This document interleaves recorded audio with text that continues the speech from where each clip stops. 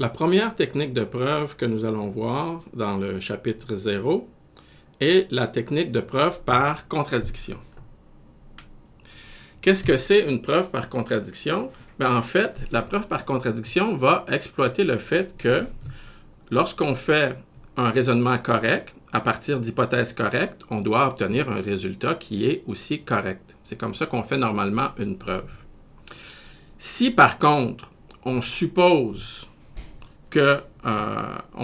quelque chose qui est incorrect et qu'on fait un raisonnement correct, eh bien, on va éventuellement arriver à une contradiction.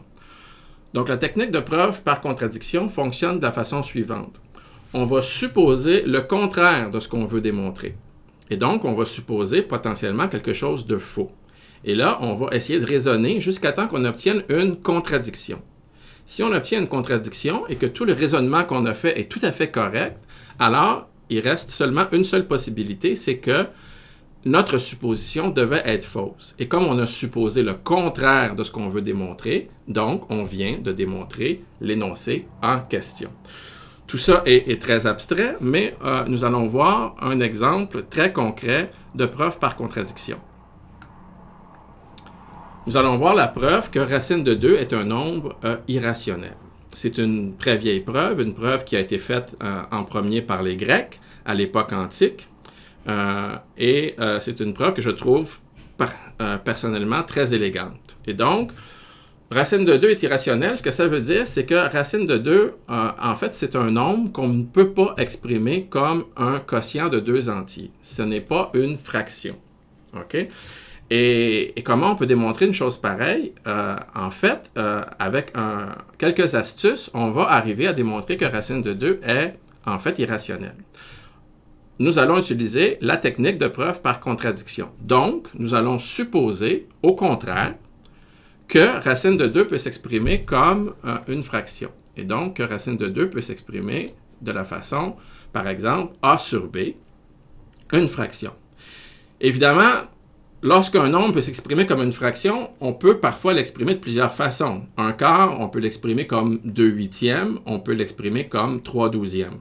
Alors, ce qu'on va supposer, c'est que racine de 2 s'exprime comme a sur b, mais a sur b, on a choisi la plus simple expression de la fraction qui exprime racine de 2. Donc, a et b ont un PGCD qui est égal à 1. A et b n'ont pas de facteur commun.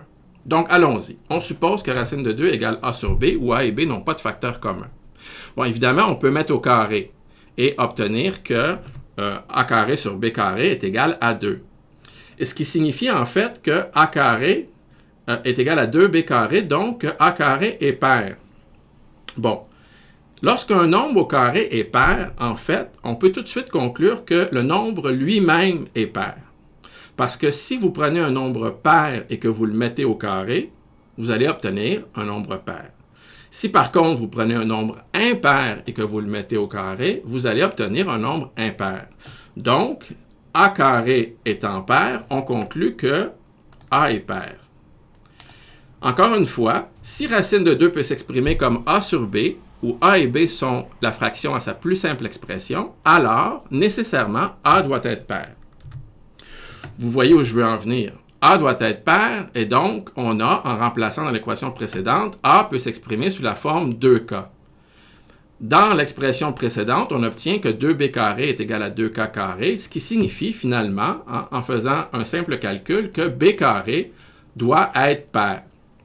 Évidemment, on applique le même raisonnement. Si b carré doit être pair, on doit avoir que b est pair.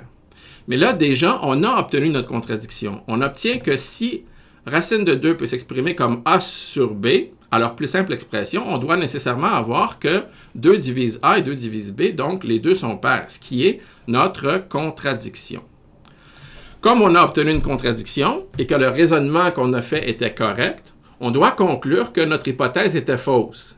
Et notre hypothèse était que racine de 2 peut s'exprimer comme a sur b, et donc on conclut que racine de 2 ne peut pas s'exprimer comme a sur b, ce qui conclut la preuve.